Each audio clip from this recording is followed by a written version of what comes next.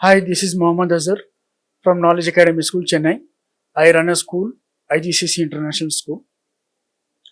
So first of all, I thank Didactic Association for having this podcast.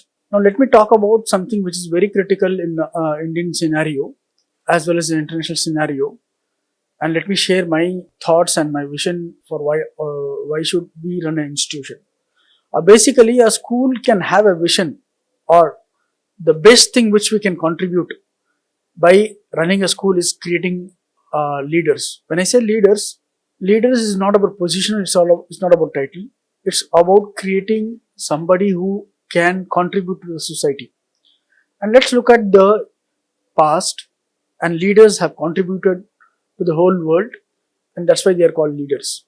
Now, as schools, we have enormous responsibility, a social responsibility, a moral responsibility across the standards that we are the one who are going to create professions and we are the people who are going to create future citizens of the country. Now, given India is going to be the superpower in future and it is going to become an economical superpower, spiritual superpower, we are an education system. We, those who run schools and own schools, and we are going to contribute to that. Now, what can be a best vision for a school if not creating leaders? Now, if you don't create leader, what can else we do?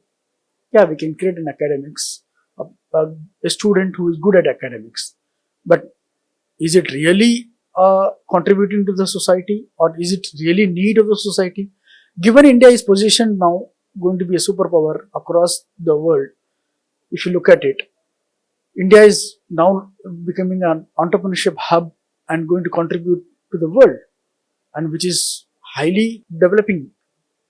Now, if you look at China, Japan, they have already developed. When you look at the Europe and the Middle East and the Western countries, they are already developed. We are the only nation which we are under developing nation, and we will sure for that we will become a superpower in near future. Now, given this context, and if we don't create leaders who can contribute to society, but anyway, it can be a business, it can be a job, it can be anybody for that matter. When they contribute to the society, India will for sure it will develop. Now, as a school owner, if I have this vision, we create leaders for the society. Next, for 15 years, we create leaders, and when they go out of the school, they become leaders to the society. For sure, I think we are contributing to this noble vision, India becoming a superpower. If that is the vision, what systems we can have, or what systems we can bring in, or what systems we can put in, such that we bring leaders in the society. The first thing which I recommend certain 5 points, which is very critical for us to make our children leaders in the society. Now, let me tell you first thing is the assessment. How do we assess the children? Are we going to go with rote learning, or are we going to go with beyond rote learning? Are we making the children to think, evaluate, analyze, and bring creativity, 21st century skills? Yes. As you know all, the 21st century skills is recommended by World Economic Forum and UNESCO, who are focusing on developing 21st century skills for the future, for sustainable future. Okay. So that is very critical. So we develop children based on these 21st century skills, and we bring that into assessment. When the assessment that is compass for the school, the focus on the children is on skills, then we sure our focus will be on developing the children who can think and contribute. Number one. Number two, this is purely in academics. Number two is beyond academics, what else we can bring. So we can bring in STEM, STEAM, and whatever we call, which includes science, technology, arts, and maths, as well as which includes robotics as well, and the coding aspect, which according to NEP policy, NEP 2020, which is envisioned that these are integrated part of the school.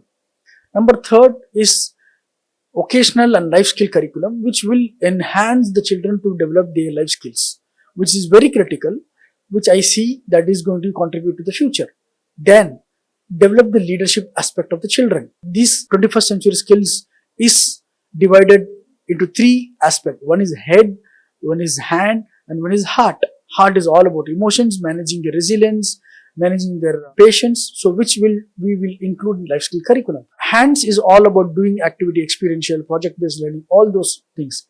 And head, making them critical thinking, all the 4 C's, that is critical thinking, and all the 4 C's which we talk about, 4 C's of 21st century skills.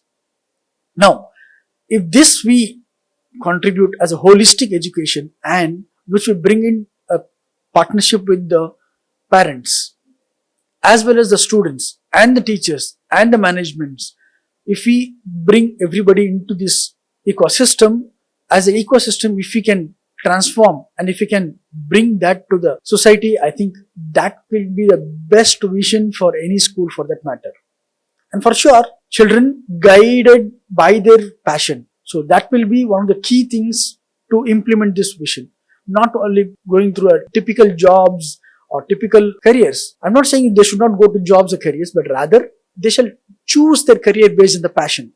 And which in our school, we do it from grade 8 onwards. Grade 8 onwards, the child is narrowed down to the what is his passion is all about and how he's going to transform that into career.